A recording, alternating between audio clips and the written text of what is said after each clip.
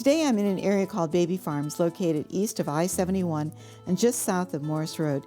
Here I ran into my old friend Tracy Garber, who wanted to know a little bit more about the history of his neighborhood.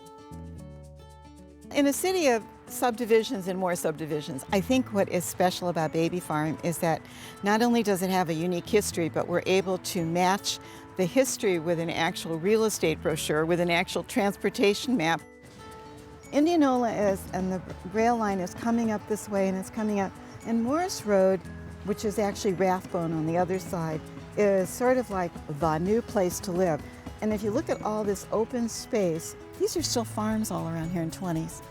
There are huge tracts of land owned by mortgage companies already because they know which way the wind is blowing. They're going to subdivide, but your streets are already laid out in 27. We found an old real estate brochure, and I think that's what started the hunt to find out more about the neighborhood, was this unusual brochure that starts with the baby farm and a little kid eating a watermelon, and all of the copy that talks about how the city is growing north, and it's growing north because of the interurban lines.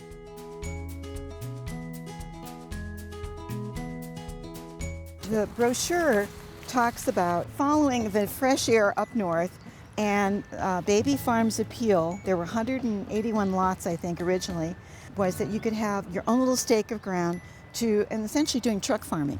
So you've got 1, 2, 3, or 4 lots. Most people had 4 city lots. And there was no zoning. There was nothing that they had to conform to. So they would have this big opening up here, and you could come and look at the lots. You could choose the one that you wanted. They were going to make it very economical for you. Probably the most arresting part of it, in addition to all the graphics, is this little square here that says free sugar. We will give absolutely free a 2-pound carton of pure cane sugar to every white adult who visits Baby Farm Sunday, April 30th, and registers his or her name and address. We expect each spoonful of this sugar to remind you of the sweet, pure air and the sweeter music of the birds on our baby farms. Or reminds you of segregation, whichever comes first. But what's interesting about this is that we forget that as the city was expanding in the 20s, and the 20s are a high period of de facto segregation. And so anything that was touched by a streetcar line, Linden, the near west side, the hilltop, this neighborhood, would have had, in a way, the rumblings of a gated community. They're not saying you can't buy here, but boy, they're pretty sure about who they're targeting. Yeah. Yes, they are. The houses, for the most part, yours came in late 50s, early 60s? Yes. I'm the third owner. I was told it was built by an OSU professor. What do you love about your house? It's very open plan, very modern. The windows front and back. I can see right through it. It's like living outside. Do you have a lot of the original fixtures inside? I have a few. I actually have the original stove and cooktop. I have all the original kitchen cabinets. Did you do all the unusual landscaping? Yes, I have. I did construction, so every time we dug a new foundation, the backhoe operator became my best friend, and he would load up rocks for me. All the houses in the neighborhood seem to be slightly different, although there's some split levels and some little cottages. Yours certainly stands out as the most unusual. Is the color scheme the original one when you bought the house, or was it your design? No, that was my design. And why pink and blue? It's perfect. I thought it spoke to the house.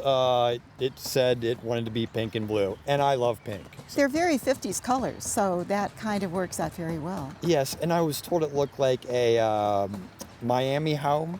Oh yeah, kind of a little bit Art Deco, Miami color. Right. Some of my neighbors didn't quite like it at first, but they grew to love it. Oh yeah. Or at least I hope so.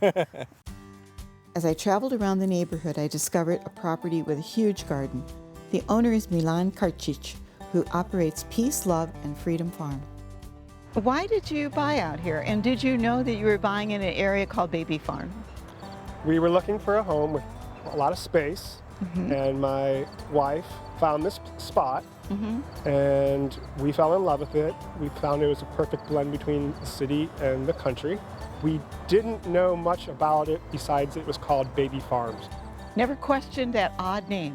That came with time. Oh, okay. Yeah, we just fell in love with it because we knew we were going to start a baby farm. What other stories have you heard about the neighborhood and its history? We had an OSU professor who was a botanist. He was always doing experiments with plants. He lived on this road. The building behind us was built in the Great Depression as a source of income and a way to feed families. It's a chicken coop, and it's an enormous building, and you could have a lot of chickens in there. We have some old timers here that have been here since they were kids, and they saw this neighborhood change, and they were here when it was just farmland. Our garden specifically was sweet corn and strawberries. So tell me, what is your operation here? We're a certified organic farm. The total acreage of our garden is just over a quarter of an acre. Our customers are the Refractory Restaurant. I sell at the Clintonville Farmers Market every Saturday. Without them, I would have gone out of business. And I have 20 families this year that I'm feeding as well every week during we call it a CSA, where every week we deliver a bag of produce to their door. This represents how many years of development? This is our 4th season here. Okay. We started small with maybe, 1 row or 2 rows, I think it was the first year of beds. Right. Every year we expand a little more. We're trying to hire somebody to help with the workload. Okay. Because I'm trying to balance my workload and my family life. That's an issue that I think a lot of farmers or gardeners have, is the amount of work that it is. It's wonderful that the name has come back to actually do what it was set out to do. Because you were the end of a streetcar line or the interurban, and this was the place that you could feed a family, and you could do it, economically, and you're doing it. In fact, you're feeding 20 families and your own. What a great story. It's an honor.